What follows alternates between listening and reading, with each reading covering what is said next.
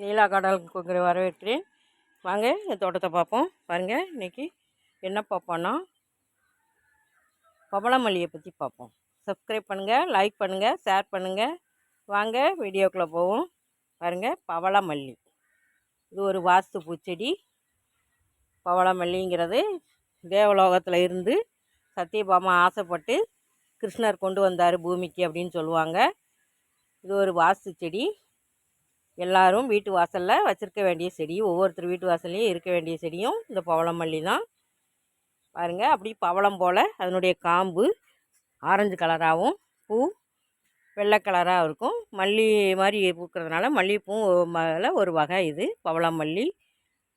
அது நல்ல ஒரு வாசனையோடு இருக்கும். சத்தியபாமா விரும்பின பூ கிருஷ்ணர் கொண்டு வந்ததுனால இது சிறப்பு வாய்ந்தது. இதை அனைவரும் வீட்டில் வளர்த்து பயன்பெறுமாறு அன்போடு கேட்டுக்கிறேன். வீடியோ பார்த்ததுக்கு நன்றி. Happy gardening. வாழ்க வளமுடன்.